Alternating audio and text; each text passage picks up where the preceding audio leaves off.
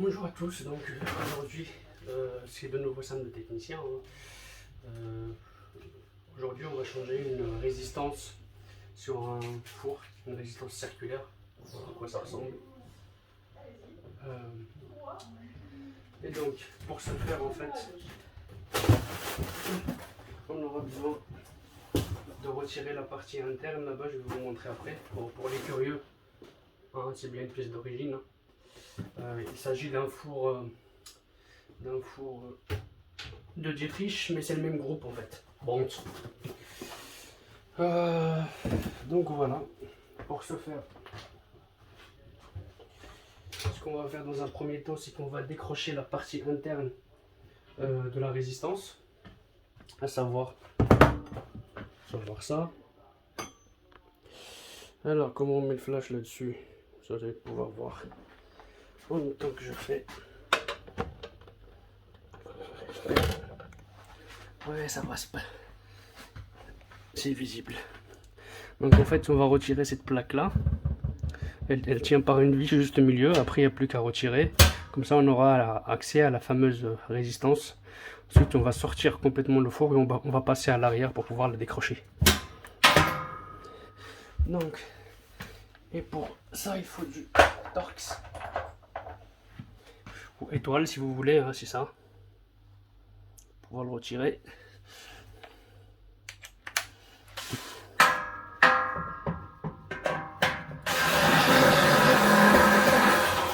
Vous voyez, ça s'enlève tout seul. Donc il y a juste les encoches là qu'il va falloir rentrer après là-dedans. Ne pas oublier. Et c'est tout. On retire ça. Dans un premier temps, le pose kick part.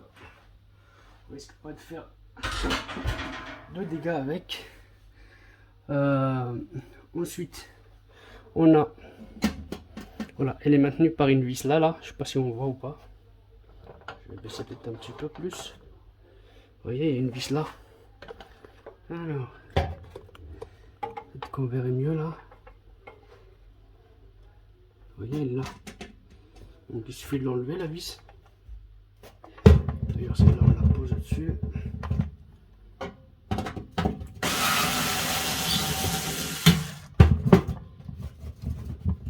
Et c'est du Torx. Je sais pas si on voit bien avec le flash. Donc on la pose là. Là maintenant, la résistance elle est quasiment décrochée. Il faut juste que je passe à l'arrière, que je retire l'écrou qui la maintienne. Après, je pourrai la sortir en toute sécurité. Donc ce qu'on va faire, c'est qu'on va sortir le four. Et pour ça, bon, j'avais déjà commencé moi, mais souvent il y a des vis juste à ce niveau-là. Vous voyez, on les voit sur le côté là. Vous voyez, là, là aussi. Et après le four il sort tout seul. Fastoche. Donc on fait comme ça.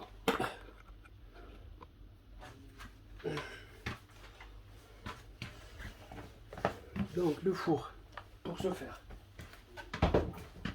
on retire les vis si on peut. Bon, vous remarquerez que c'est pas le même, embout, c'est pas le même tournevis. Ça c'est du cruciforme. C'est pas les mêmes vis. Ça c'est des vis à bois. Hop. Bon, celle-là, je la récupérerai après. Vous voyez, ça c'est des vis à bois. Je sais pas si on voit bien. Ensuite, on sort.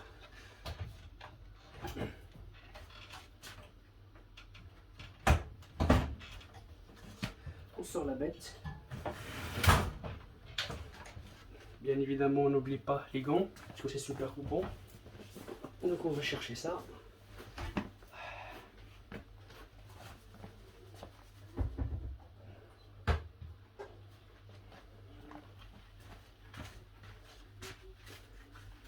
Donc toujours protégé par terre, hein, le carrelage, tout ça, parce que ça c'est de la ferraille, ça peut rayer, tout ça. Donc moi j'aime bien protéger. Je demande toujours aux clients, au meilleur des cas, des draps ou quelque chose de suffisamment.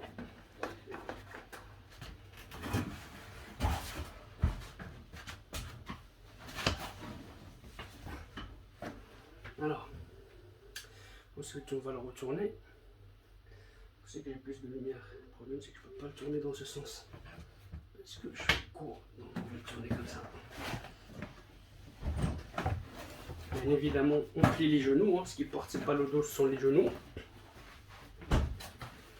Là, et quand vous me voyez normalement, vous savez.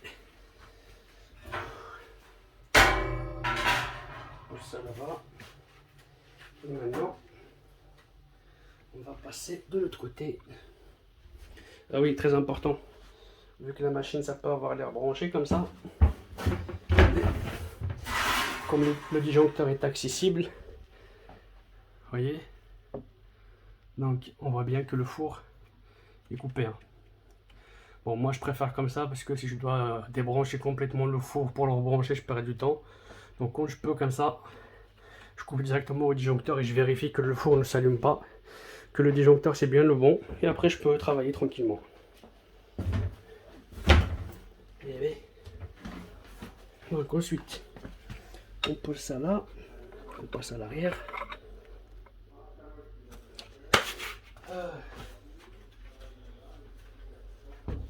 Donc on retire le capot du dessus. Je sais pas si on voit, normalement oui. Alors, on voit pas le dessus, mais c'est pas grave, il y a juste deux vis.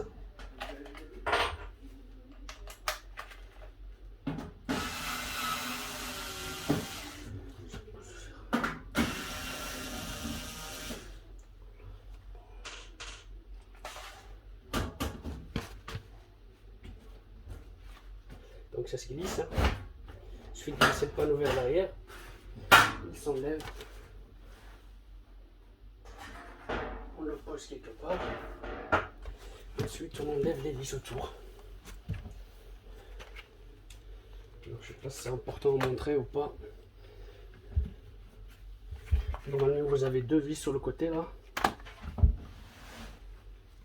Je vais quand même vous montrer. Vous aimez bien tout avoir en détail. J'espère qu'on voit. Donc deux vis, une là, une plus bas. Vous voyez, c'est du cruciforme. Dans le meilleur des cas, essayez toujours de ne pas mélanger les vis. Les vis de l'arrière, mettez-les quelque part à part. Les vis de l'avant, pareil. Les vis de dessus, pareil. Même si elles ont l'air pareilles, c'est toujours mieux en fait de prendre cette habitude de jamais mélanger les vis. Alors c'est pas dramatique si vous vous trompez, mais c'est toujours bien de remonter les machines comme ça a été démonté. Du moment que ça tient. Si à la fin il vous reste une vis dans la main, c'est pas très grave, mais s'il vous en reste 5, c'est qu'il y a un truc qui cloche. Donc hop, on recommence. On lève le trépied. J'espère que je ne vais pas le perdre. Donc maintenant que j'ai retiré les côtés et la vis en bas, je fais ça comme ça. Et en fait il s'ouvre comme une porte. On va l'ouvrir comme une porte parce qu'en fait il tient par des câbles là. Et pour éviter tout de devoir tout débrancher, tout pour enlever ça, bon, du moment qu'on le retire, c'est bon. Ah oui, précaution, comme on peut le voir, je sais pas si on voit bien, c'est super aiguisé. Donc les gants, des fois je fais la feignasse, je sais pas si vous avez déjà vu des tutos où j'ai fait la feignasse sur des sèche-linges par exemple et je me suis coupé. Ça en fait, il suffit de vraiment juste frotter un peu et ça saigne. Donc il faut mettre les gants. Donc notre résistance à nous, qui nous intéresse, elle est là. Ok, c'est celle-là. On peut débrancher. On peut débrancher la filerie. Est-ce qu'on voit bien? Je vais me rapprocher peut-être.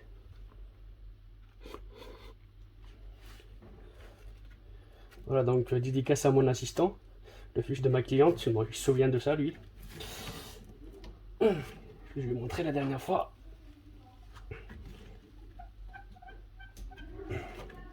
Et bien celui-là il est coriace. Bon, c'est pas grave, on va prendre la pince à bec pour pouvoir le libérer. Hop là. Bon. Alors, pince à bec. On va passer de l'autre côté. Le sac à outils. Ça on aura besoin, ça aussi.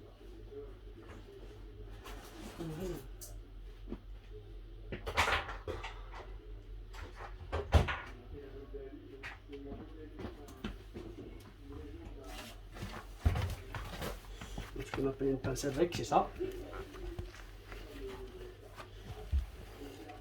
Donc, on a une meilleure prise. Voilà. Donc une fois qu'on a fait ça, maintenant il va falloir creuser tout autour pour voir si on peut avoir directement accès à la vis. Aussi il faut démonter ça. En général c'est accessible. Je vais regarder la nouvelle pièce. Donc, comme on peut le voir sur la nouvelle pièce, en fait on a comment il s'appelle, les vis qui font les écrous qui permettent de serrer la résistance.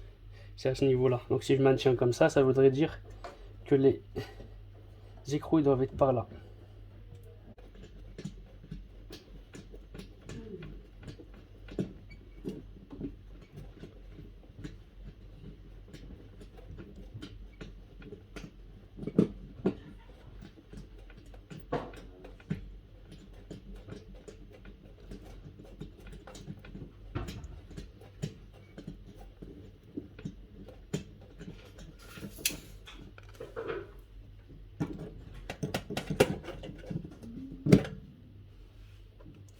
Alors, la bêtise à ne pas faire, c'est de perdre l'écrou dedans. Voyez, voilà les fameux écrous. Donc en fait, ça va là-dessus. Ça se maintient contre le châssis et ça se visse là-dessus, comme ça. Donc maintenant, il ne reste plus qu'à choper l'autre.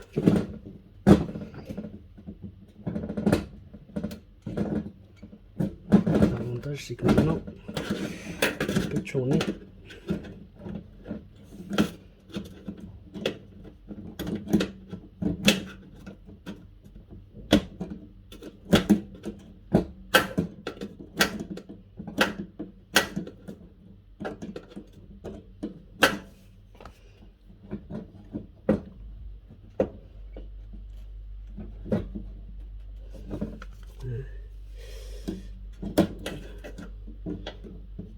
Peut-être qu'avec un coup de dégrippement, ça sortirait mieux.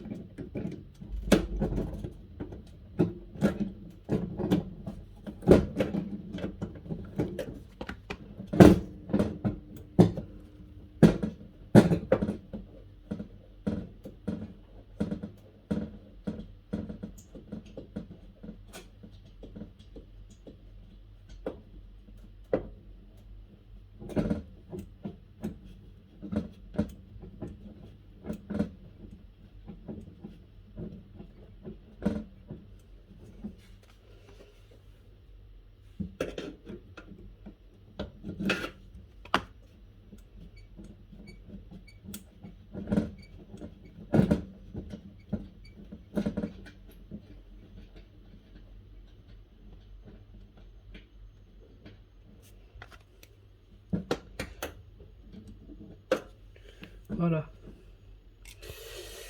Donc maintenant qu'on a les deux écrous, il n'y a plus qu'à pousser la résistance vers l'arrière, comme ça, ça donne un petit bruit. Voilà, donc la résistance est tombée. Maintenant on va partir à l'avant. Comme ça on va pouvoir ressortir les deux pointes là, à ce niveau là, et on va remettre les écrous. Mais avant il va falloir visser cette partie là, mais du côté interne. Ah purée, j'ai une crampe.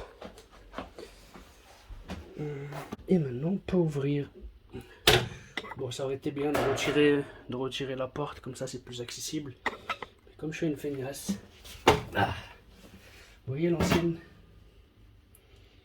Voilà, l'ancienne pièce qui est HS. Donc, on prend la nouvelle. pas si on voit bien l'intérieur. Je vais presser un petit peu plus.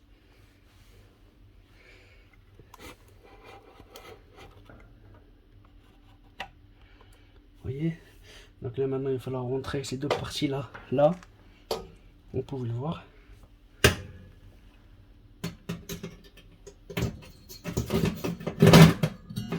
Voilà. Ensuite, passer où la vis? On fixe la résistance dans la partie basse, là, à ce niveau là.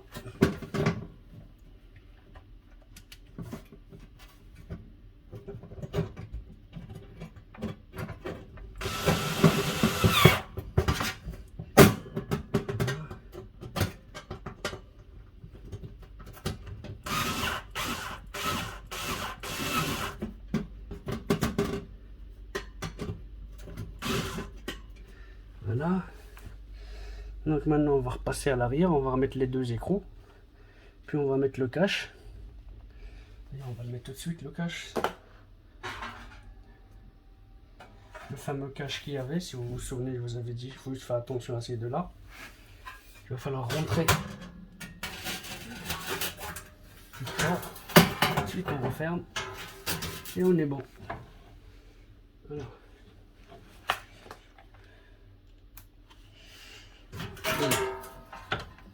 La fameuse vis qui est du coup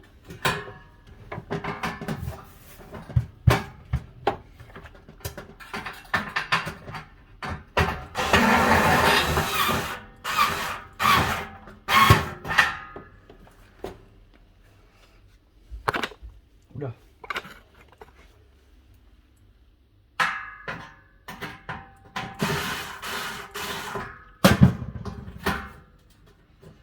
Ça n'en est pas. Donc ça c'est l'ancienne. Et maintenant on va passer de là à l'arrière. On va remettre les deux écrous. Et après on a fini. Il n'y a plus qu'à remettre le dessus là qu'on a enlevé, l'arrière. Et bisous. Ouais, c'est juste pour vous montrer, pour ceux qui sont qui osent et qui sont un peu bricoleurs, c'est pas si compliqué en fait à changer. Bah, bien évidemment il faut connaître. Mais déjà ce modèle là je vous le montre. Parce qu'il est assez simple. Mis à part la partie arrière qui est un petit peu chiante, surtout lorsque vous avez les vis comme ça, qui des fois elles sont un peu rouillées, bah n'hésitez pas à mettre du dégrippant. Hein. Je veux dire, quand on a du dégrippant, autant s'en servir quoi. Et donc là, opération inverse. Objectif, ne pas faire tomber l'écrou à l'intérieur. Je sais pas si on voit d'ailleurs ce que je fais ou pas. Donc moi, pas vraiment de technique, hein, on y va comme on le sent. Le tuyau.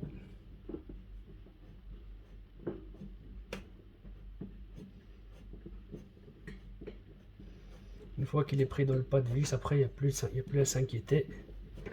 Je vais me rapprocher pour vous montrer, vous voyez. Donc là c'est bon, il est pris dans le pas de vis. Il n'y a plus qu'à le tourner jusqu'au bout, et après donner un coup de serrage. Vous voyez. Voilà. C'est simple.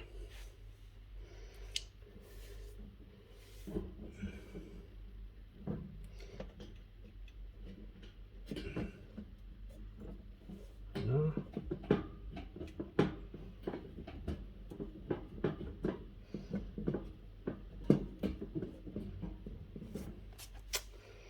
Et là.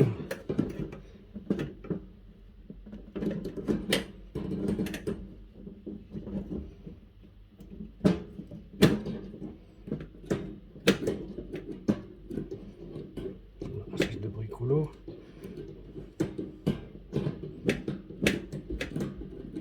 Ça je le fais avec ça, pourquoi? Parce que la plupart d'entre vous aussi n'ont pas tout ce qui est comment il s'appelle, tout ce qui est embout, vous savez, pour pouvoir serrer les écrous. Donc J'en ai, mais j'ai envie de le faire avec ça. Comme ça, même ceux qui n'ont pas, en fait, bah, ils peuvent se débrouiller avec ce qu'ils ont. Je me suis cogné.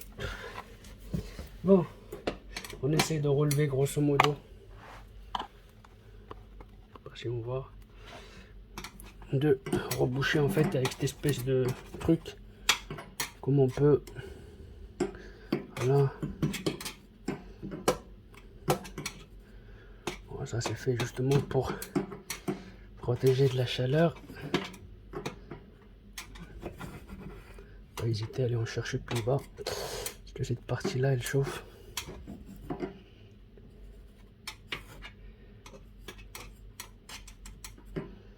Voilà. Et voilà, voilà. Il n'y a plus qu'à tout brancher. Donc, là-dessus, vous ne pouvez pas vous tromper. Hein, le jaune et vert, vous savez que c'est la terre. Ça va là-dessus, au milieu. Ensuite, on met celui-là. Et le troisième qui est là. Voilà. C'est branché là, là et au milieu. Donc maintenant, on va faire un premier test. Avant de, comment ça s'appelle, avant de remonter pour voir si on ne s'était pas trompé de câblage ou si j'ai pas touché quelque chose la dernière fois. Jamais à l'abri d'une erreur. Donc je vais remettre le courant. Par contre, il faut plus toucher à quoi que ce soit. Voilà.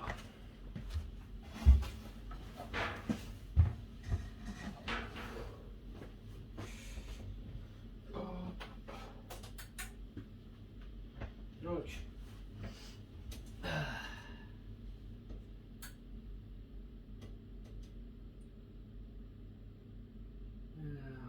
qu'est-ce qu'on peut mettre? La panne nettoyage, réglage, millimétrie, chaleur tournante. Donc c'est ce qu'il nous faut. Je vérifie qu'il y a en même temps. Ok. 190 degrés. Qui fonctionne.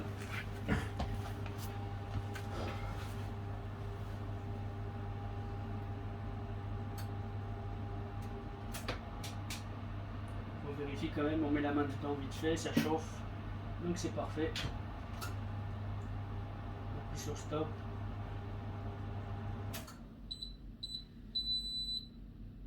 Compris. Donc on va attendre un petit peu.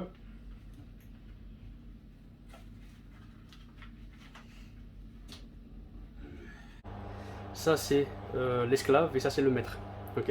La plaque que vous avez devant là pour choisir vos programmes, c'est la carte de commande, on appelle ça. Mais celui qui exécute les ordres en fait c'est cette carte là. Ok. Voilà, vous avez plein de relais, vous avez plein d'électronique, des microprocesseurs pour tout ce qui est programme.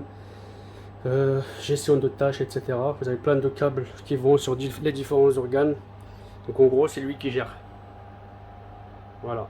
L'autre là-bas, il reçoit les ordres de la part de l'utilisateur. Celui qui les exécute, c'est celui-là. Voilà, en fonction du programme choisi, etc., etc., via cette nappe-là. Après, tout le reste, il y a des câbles partout qui communiquent avec les ventilateurs. Il y en a deux, celui-là et celui-là. Après, on a les résistances, la sonde de température, le verrou de porte. Je sais pas si vous voyez, qui est juste là. La lampe qui est là. Je sais pas si on voit bien. Et ça, c'est ce qu'on appelle un filtre antiparasite qui arrive directement du 220 qui est la prise. Voilà, je crois que j'ai fait le tour. Il n'y a pas grand chose dans un four, hein. Il y a juste deux ventilos, des résistances, un gadget de température, un verrou de porte, puis après l'électronique de gestion, quoi. Bon, ampoule éventuellement, et ce truc là qui permet comment dire, de redresser le courant qui rentre dans le four, tout simplement. Mais en tout cas, voilà, c'est un four, c'est pas bien compliqué. Il y a moins d'une dizaine d'organes. Hein, ça, je ne l'ai pas montré. Il y en a qui vont me poser des questions dessus. Ça, c'est un détecteur de surchauffe. D'accord, il est sur le châssis. Lorsque, par exemple, le four, admettant l'électronique, il a un problème, il donne l'ordre à la résistance, admettant de chauffer, et que la température est tellement chaude qu'il ne s'arrête plus, parce que, par exemple, Le détecteur de température n'indique plus à l'électronique en fait à quelle température est le four. En fait, le four il va tellement surchauffer, pour éviter qu'il prenne fond en fait. Ce gadget là, il est là pour tout couper et dire à l'électronique attention, j'ai un problème. Et donc votre four ne marche plus parce qu'il a surchauffé. Voilà, ça peut arriver qu'un des relais qui est sur la carte reste coincé en position fermée. Donc l'électronique comment il s'appelle, l'électronique ne comprend pas. Donc qu'est-ce qu'il fait? Bah, ça surchauffe du coup. Une fois que ça surchauffe trop, ça atteint une certaine température. En fait, ce gadget là, il dit à l'électronique bon, on arrête tout, stop. Il y a un truc qui va pas. Et il se met en sécurité. Voilà, c'est à ça qui sert. C'est pour ça qu'un four, techniquement parlant, il peut jamais prendre feu. Là, bien évidemment, il faudra débrancher la prise ou couper au disjoncteur. Hein. Donc je rappelle que moi, j'avais coupé à ce niveau-là. Bon, pas mal. Vous voyez, c'est écrit four. On va redresser un peu. Vous voyez, chez ma cliente là, heureusement, c'est bien noté. Souvent, c'est très mal noté. Hein. Les électriciens, des fois, ils me font n'importe quoi. Mais voilà, là, on a de la chance, c'est bien noté. À la rigueur, juste vous éteignez tout ce qui est télé, etc. Si vous n'arrivez pas à trouver le bon disjoncteur qui correspond à l'appareil que vous voulez mettre hors tension, ben vous essayez un par un et vous vérifiez l'appareil en question. À un moment donné, vous verrez, il ne s'allume pas. Voilà, voilà. Donc, la lumière s'est éteinte. On va voir.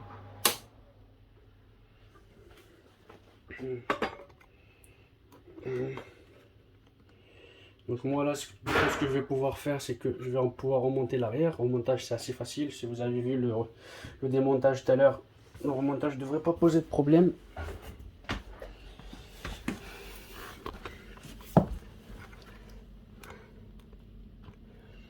Et voilà. Donc, petite dédicace au fils de ma cliente qui était censé m'assister aujourd'hui. Mais voilà, qui est un petit peu enrhumé, du coup bah, il se met à l'écart.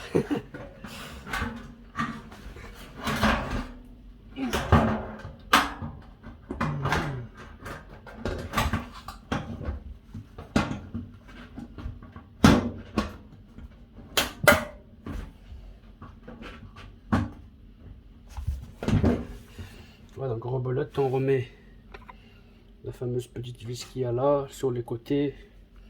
Assez simple, rien de...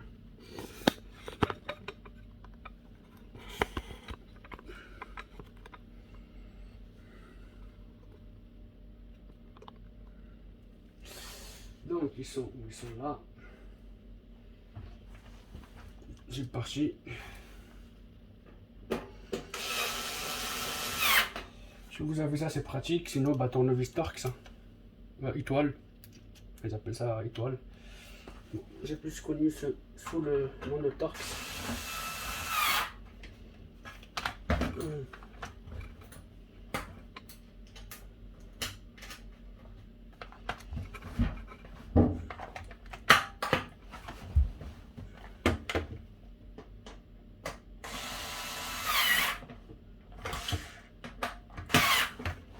Voilà. De l'autre côté. Voilà, ce que je vous dis, c'est toujours bien d'avoir quelque chose parce que des fois il faut bouger l'appareil ou la machine. Donc c'est toujours mieux d'avoir quelque chose sur le carrelage. Ça permet de protéger et de bosser intelligemment.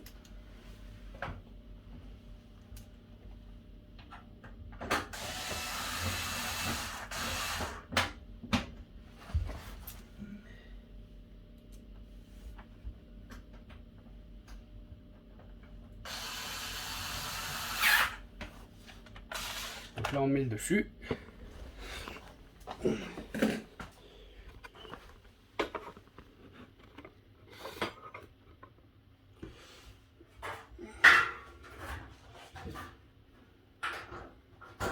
Donc là le dessus, la particularité c'est qu'il faut faire attention à ça. Je sais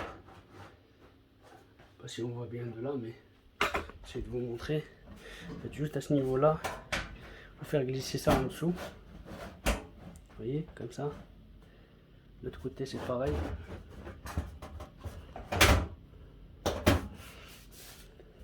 Bien évidemment, c'est mieux avec des gants. On n'oublie pas que c'est coupant.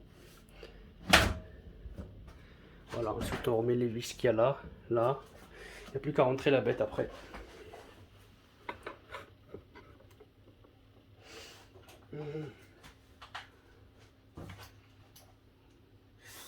Donc si vous êtes bricoleur, ça peut se tenter. Hein. Changer une résistance, ça peut se tenter sur un four. Le tout, c'est de savoir comment la procédure à suivre pour pouvoir le faire, quoi. Tout simplement. Donc là maintenant, on rentre la bête à sa place. Et pour ça, on la présente.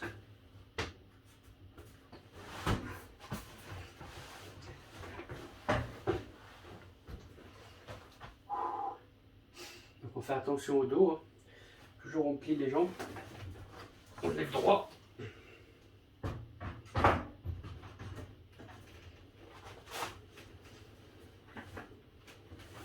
Ensuite on fait glisser. Allez.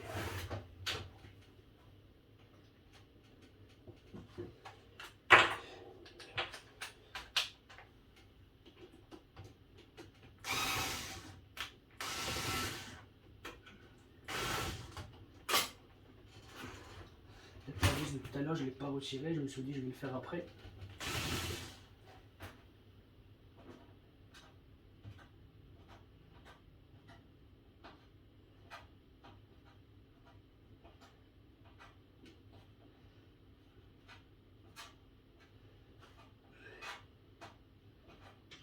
Voilà.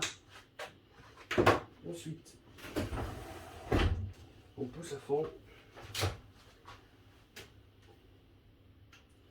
Ah, c'est encore chaud. Hein. Ok, bon.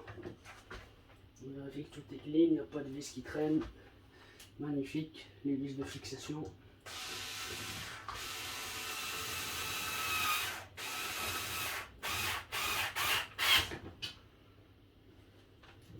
Une là, une là.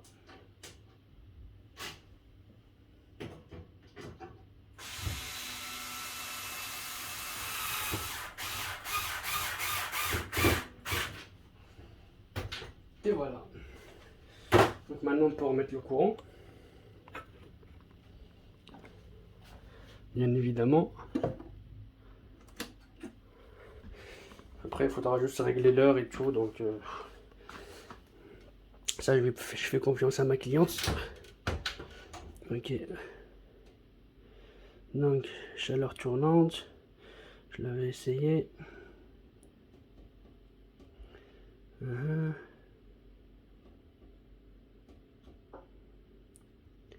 Alors, on va faire comme ça. Ensuite, on fait comme ça. Expert. Recette. Bon, il y a plein de programmes. Hein. Bon, commencez pas à me poser des questions là-dessus. Par rapport au programme, à quoi il sert, vous regarderez dans les notices. Chaque constructeur a ses propres appellations. Fait comme ça, chaleur tournante, chaleur combinée. Ouais, c'est ça que je voulais vérifier moi. Ok. 180 degrés.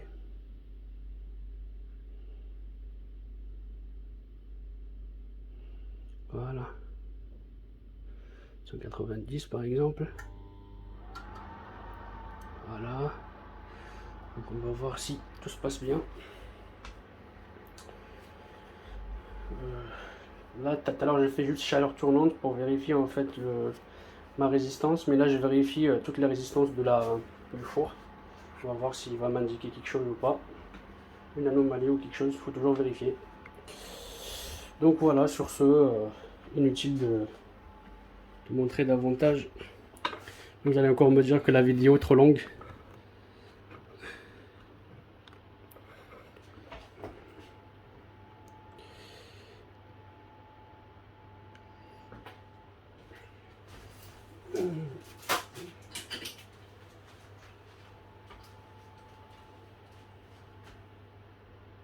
Parfait. Donc, c'était de nouveau Sam le technicien. si vous avez des questions, même ceux qui disent, hein, t'aurais pu faire comme ci, t'aurais pu faire comme ça. Et oui, chacun sa méthode. Moi, je préfère comme ça. C'est vrai que quand même, d'un point de vue timing, j'ai pris plus de temps à enlever les écrous. Mais démontage de tout le tralala à l'arrière, plus remontage, je pense que j'aurais pris beaucoup plus de temps. Surtout qu'il faut enlever tout ce qui est branchement, se souvenir des branchements pour pouvoir remonter bien après, tant qu'à faire. Moi j'aime bien même quand c'est un peu compliqué, de patienter et de persévérer. Voilà, c'est ma façon de travailler. Donc voilà, si la vidéo vous a plu, vous avez aimé, et ça, vous pensez que c'est dans vos cordes, allez-y. Par contre, juste un truc, toujours appareil hors tension, parce que comment dire, c'est toujours mieux de travailler hors tension, comme ça lorsqu'on commet des erreurs, c'est pas très grave.